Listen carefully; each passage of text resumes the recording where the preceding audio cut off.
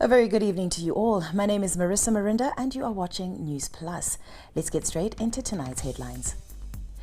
President Emmerson Mnangagwa says government has put in place measures to cushion citizens from potential shocks due to the ongoing Middle East conflict. He was addressing mourners at the National Shrine during the triple burial of national heroes Herbert Chingono, Cosmas Chiringa and Ellison Mupamaonde. Our news crew attended the burial.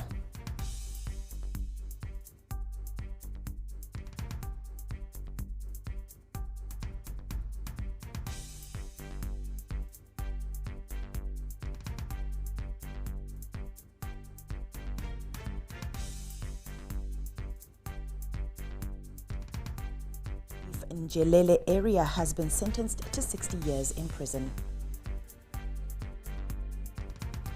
And in sport, the Zimbabwe Warriors are in camp in Bulawayo ahead of their participation in the Four Nations tournament, where they will clash with Malawi, Zambia and hosts Botswana. Stay tuned for that story and more on as we look in the world of sport. Now let's get into tonight's news in greater detail. President Emmerson Mnangagwa says government has put in place measures to cushion citizens from potential shocks of the ongoing conflict in the Middle East. The president called on Zimbabweans to be vigilant and remain focused. He was speaking at the National Heroes Acre during the triple burial of heroes retired Major General Herbert Chingono, Cosmas Chiringa and Ellison Mupamaonde, where he also charged the civil service to be an administrative engine of precision. Our correspondent Eben Mabunda was at the National Shrine.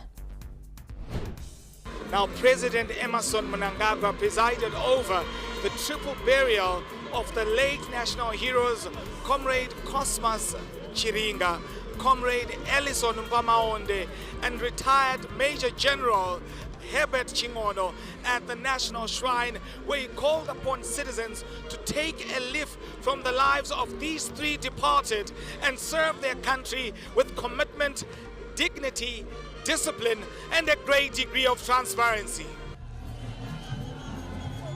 The President said, even as the country honors its heroes, there is need for continued alertness and economic resilience in the face of global uncertainty. I address you at a time of an ongoing conflict in the Middle East. The impact of that war has shaken the entire globe, including here in our beloved motherland, Zimbabwe. While my government has put in place measures to shield us from unforeseen and potential shocks, we must remain vigilant and focused. President Mnangagwa said the government will continue to transform the economy and ensuring the country's natural resources benefit the people. He said Zimbabwe is open to all progressive partnerships. Meanwhile, we will continue to structurally transform our economy, ensuring that our finite resources are processed and value added at source for the benefit of our people. Our partners and investors across all sectors, particularly in mining, have a duty to ensure durable and a mutually beneficial collaboration. The president also charged public officials to embrace transparency, accountability, and service delivery in line with national development goals. Under my leadership,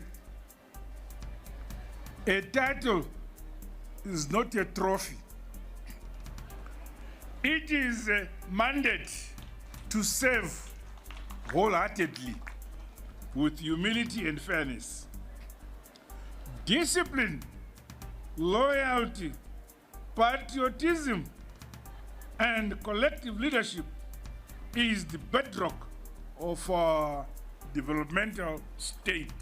He also turned to the security sector, urging the forces to keep pace with evolving threats and rapid technological change as the country modernizes its defense capabilities. In an era of hybrid threats and rapid technological changes, you must continue to sharpen your capabilities, align your professional training with our national aspirations. I call upon the nation to take the occasion of this interment of our three departed heroes to renew our individual and collective sense of national purpose. The three national heroes were described as men who served with distinction across the liberation struggle, public service, and the military, with the president saying their legacies should inspire a new generation to defend the country's sovereignty, uphold peace, and contribute to national development. With the burial of these three gallant sons of the soil, Zimbabwe forges ahead, holding fast the principles of national development, unity, as well as commitment to national service.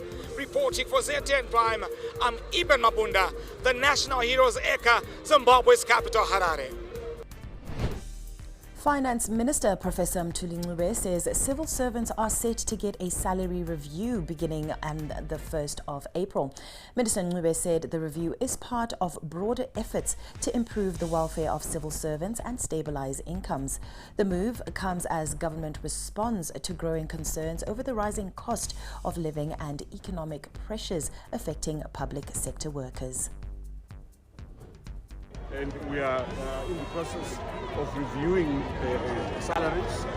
This review is also linked to the job evaluation exercise that was conducted by the Public Service Commission last year, and it is now due for implementation. So we hope also this adjustment will go a long way in relieving the pressure. We expect that to really become effective 1st of April this year. SADC Chairman and South African President Cyril Ramaphosa says member states should demonstrate solidarity and honor the region's liberation heritage and interconnected communities through meaningful and enduring cooperation, including the naming of heritage sites, museums, monuments, streets, buildings and other institutions after the fallen heroes and heroines of respective liberation struggles. In his statement on the occasion of the Southern Africa Liberation Day commemorated this Monday, the SADC chair said the legacy of fallen heroes and heroines should be preserved to inspire future generations and reaffirm the region's collective commitment to the values of freedom, unity and dignity for which they so selflessly stood. Joining us to give a perspective on the significance of this day, we cross over live to an international relations expert, Gibson Nyikadzino. Good evening to you, Gibson. Now, what is the importance of preserving the liberation legacy of SADC in ensuring the collective development and continued socio-economic cooperation? Thank you. I think what President Ramaphosa is talking about is the consolidation of the journey that was traveled by our liberators as part of this region's emancipation from colonialism, but also linking whatever strides which we have made to the present and the future, so that the future generations, they are aware of the documentation, of the connection, and also the interlink of the progress that has been made. This is key because it is a consolidation of our values as a region, which speak to how much we have fought against colonialism in order for us to have a SADC which is free from exploitation, a SADC which is highly dependent on sovereignty and self-rule. So this is not only about the past, it speaks about the present and also directs what has to be done in the future, so that the young generation, it is also part and parcel of this development. Thank you so much, Gibson Nyikadzino. Now do stay with us. Newsplus will be right back. Every day, millions of moments travel through the air. A call home, a payment made, a lesson learned, a life saved. But behind each moment is something steady, something unseen, unshaken, powering connection, supporting lives. This is Econet Infraco, Zimbabwe's largest private infrastructure group, comprising towers, power, and real estate. We build and operate the essential systems that hold the country together with scale, certainty, and purpose. We bring together three powerful engines of progress under one roof. Towers that carry the signal, clean energy that keeps it alive, and foundations that hold it all in one place. Because behind every connection, every transaction, every step forward, there's a quiet force. Econet Infraco, built for resilience, designed for growth.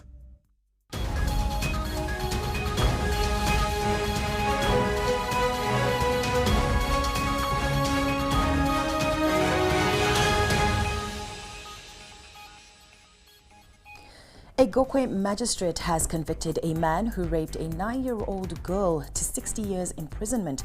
The case was tried at the Gokwe Magistrates Court on the 18th of this month. Benjamin Sibanda, age 61, was a resident of the same village with the victim in the Chief Njelele area in Gokwe. Midlands Police spokesperson Inspector Emmanuel Mahoko said the victim was staying with her parents when she was abused.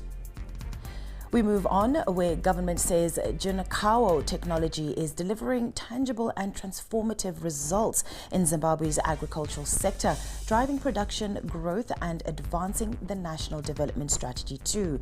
The initiative has been successfully rolled out in various parts of the country, where it is strengthening rural agricultural systems. Originally from China and now used in over 100 countries, is transforming agriculture through its versatility, serving as an alternative to timber in mushroom production and a cost-effective livestock feed. Junakawo technology can be widely applied for farmers, for livestock farmers, mushroom farmers, and for land degradation, to improve the land utilization, for desertification control. The technology is also improving soil health, preventing land degradation, and promoting climate-resilient farming practices, key components in sustainable agricultural development. It provides a more practical solution for the local community in order for desertification control, soil erosion control. It's much faster than planting trees, and it's more endurable.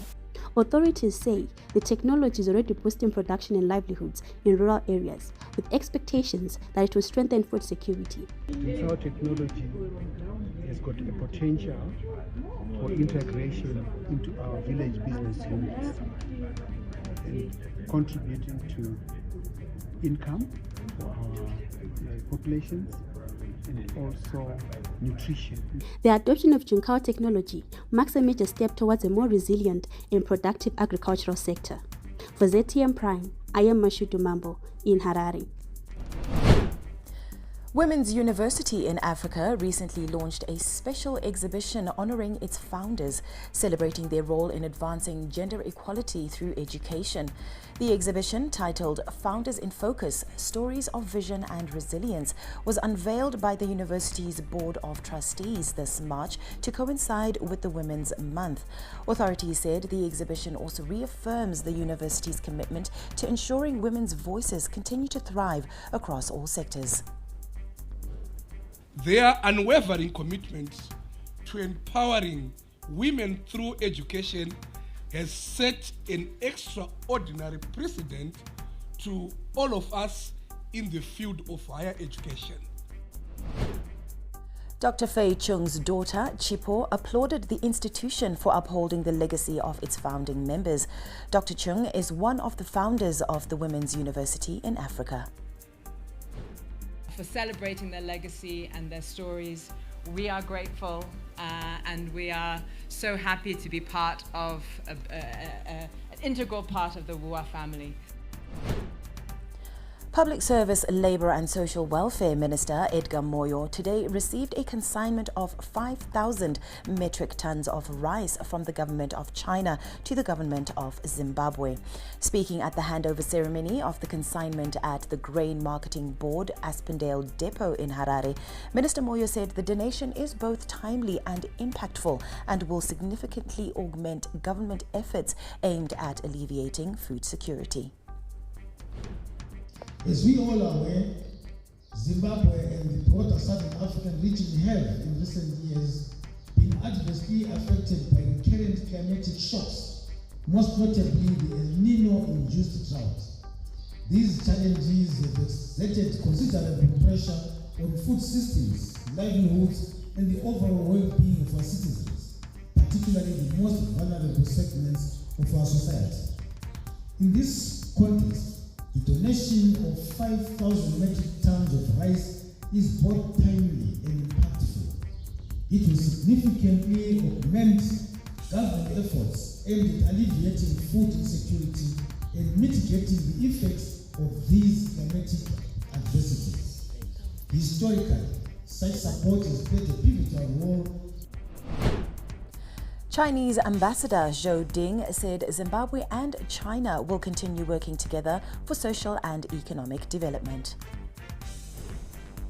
This food assistance embodies the warm friendship of the Chinese people, demonstrates our unwavering commitment to Zimbabwe's food security, and reflects our enduring solidarity with Zimbabwe, especially in times of difficulties. Do stay with us for more stories right here on Newsplus. I was raised in a family of 4 siblings. We're very musical. We had so much time to practice in the streets. The neighbors always complained.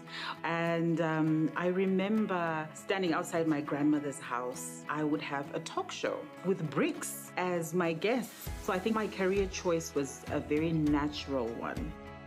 My journey with MultiChoice started at Idols. It was so professional. I was so intimidated, but it turned out to be a very fruitful one. From Idols, Our Perfect Wedding Zimbabwe, Chew On, they've held my hand. I'm a proud member of that MultiChoice family. To ignite Africa's creative industries, to me, is what MultiChoice is doing. And they're bringing great, brilliant minds together to tell our African stories and for us to determine the path that we're going to take for the future. It's priceless. Didn't graduate? I guess I blew it. You couldn't advise him anything. He would just look at you and say, so who do you think you are? We were just like really spoiled. And then they just give me the receipt and I'd pay. The guy walks in one day and then he says that he wants to make a movie. He was blowing the money. There was just like this habit that he had where as soon as he got money, it was gone. I just didn't have the skills or the experience. This money, I could see it disappear so fast.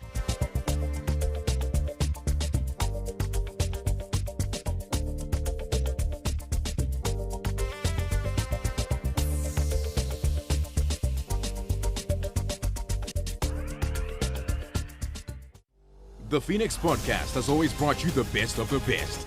I missed on that blessing, but I also regained it in some way.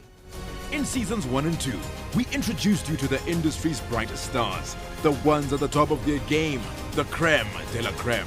But season 3 promises to be even more exciting. We're bringing you even more fascinating guests, including the renowned farmer, Patrick Matadi.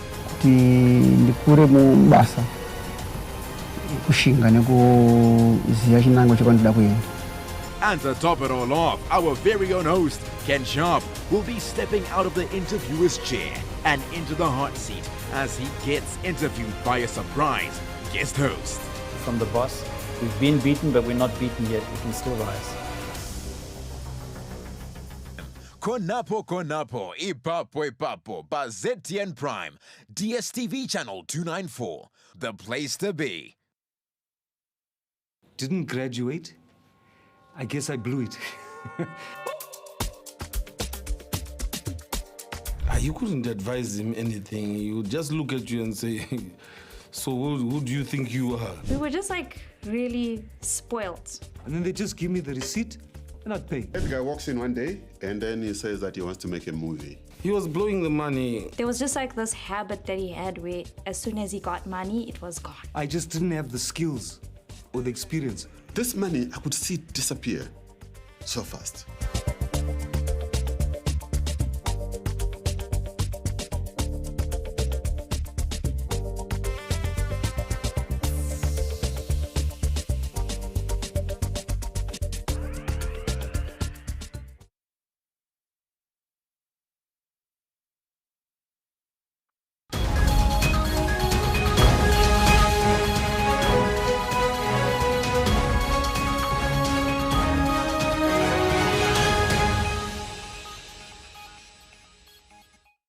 Stakeholders in Chegutu have joined forces in mapping out ways to improve service delivery in the mining town.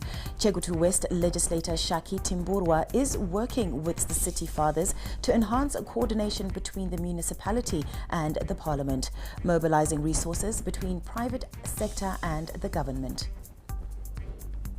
We are in these places of service because Zimbabweans exist. If there was no Zimbabweans were never going to be in an institution or in positions that we have. So we need to deliver the best that we can to Zimbabweans. Those people entrusted you with their lives, their future, and their hope. So you are a carrier of hope. When they see you, they are seeing answers, even if you don't have them sometimes. Chegutu municipality described the meeting as strategic by opening lines of communication as it shares success stories and areas of improvement. Do stay with us. Newsplus will be right back.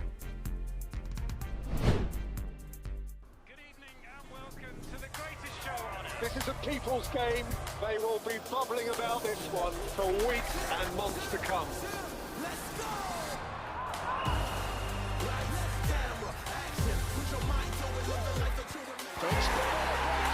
Wherever you are, whatever your reason, it's on SuperSport all season long.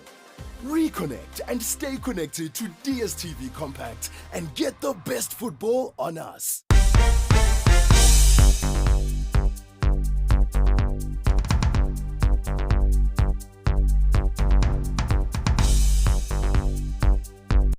And in the world of sport, Warriors head coach Marian Marinika has been forced to make 4 changes to his initial squad, with forwards Knowledge Musona, Tawanda Maswanise, Prince Dube and Tando Ngwenya all ruled out for various reasons. Mario has replaced them with reigning Soccer Star of the Year Washington Navaya, FC Platinum's Jarrison Selemani, Scotland defender God Knows Murwira, and Highlanders forward Mongameli Chuma, who gets his first call up. Marinika says the Four Nations tournament is an opportunity to blend in some fringe players. At the Four Nations, Zimbabwe will compete against Malawi, Zambia, and hosts Botswana. As much as possible, although we have a very, very short period of time, technically we have only 2 sessions, full session with everyone. We still want to have a gel of experience and a blend of youth and enthusiasm, new faces. So we want to give them an opportunity that this type of tournament gives sometimes to new players to shine, and like in the past, for example, Masanisa started also from a very young tournament, the same thing like this. So we expect other players to show determination, to show resilience, to show patriotism, and to show that actually they could be the backbone of future warriors, particularly that we have important objective ahead of us. Match day 4 in the Castle Lager Premier Soccer League concluded this afternoon with Herentals beating Triangle 1-0 at Rufaro. It's a 4th straight defeat for Triangle. Here is the full recap of the weekend's league action. Caps United continued their perfect start to the 2026 Castle Lager Premier Soccer League season with a 2-0 win over Hard Rock at Rufaro on a Saturday to make it 4 wins out of 4. The only team to have a 100% win record so far. Club president Farai Jere invested heavily in squad recruitment and has credited their good start to this and their pre-season tour of Malawi. This team is a team which is likely to achieve something. I'm saying likely because I'm being cautious. Remember, this is a marathon. We have got a league with very strong teams, and it's a marathon. We are just starting, and we are not going to talk anything about winning the championship at this point in time. No, it doesn't make any sense. But we are celebrating what we've achieved so far. 4 out of 4. It's quite a huge achievement, and it's quite encouraging. It shows that the team is going somewhere. It's actually speaking to the preparations which we have made. Elsewhere, Kamabilia bagged his second successive brace as Scotland beat FC Hunters 2-0.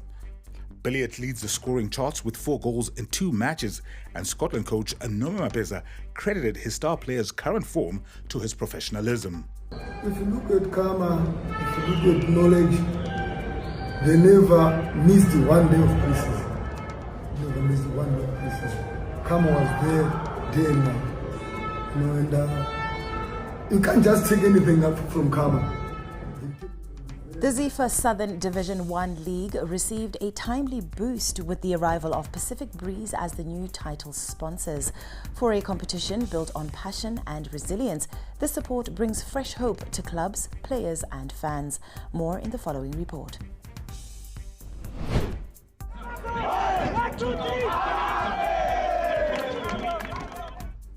For years, passion has driven the Southern Division 1 League, but now, with fresh backing, that passion meets possibility. Pacific Breeze has stepped in, bringing not just funding, but renewed hope for clubs, players and supporters alike. Southern Region Soccer League chairperson Chris Mtungwazi believed the sponsorship came at a crucial time, describing it as a long-awaited breakthrough. We have secured this sponsorship with the Pacific Breeze, and it's a milestone for our region. And obviously we are quite happy. You can see the crowds that are here. People are anticipating such a big thing going forward. So we as a region are hopeful that this partnership will uplift our football, our standards of the game, and also improve on our performance nationally as a region. Tungwazi says the latest development will ignite a new level of competition, raising the stakes both on and off the pitch.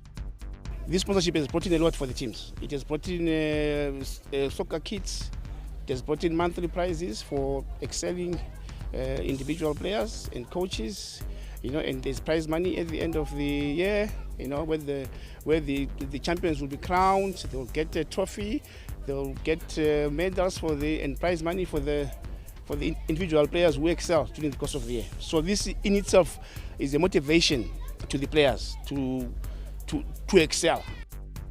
For the sponsors, the move is about more than branding. It is about impact. What pushed us to be part of the Southern region is the mere fact that soccer has been one of our high-heeled interventions. And with that, we thought it would not be fair for us to only have it in the Eastern region. Therefore, we decided as a business to also expand it within the Southern region, but with the move in brand within that region, which is Pacific Breeze. Chegutu say that grassroots football has always been the heartbeat of the game, and it needs support from different stakeholders. The grassroots also needs support. The grassroots also needs engagement, which is where the people are. And as a business, what we're also trying to bring is to enable people to see their talent. With new backing, brighter days may lie ahead. For players chasing dreams and fans living every moment, the Southern Division 1 League is stepping into a promising new chapter. That's all the time we have for tonight's edition of Newsplus. Do join us again tomorrow, 7 p.m. sharp. My name is Marissa Miranda, and from me and the crew behind the scenes, we say have a pleasant evening.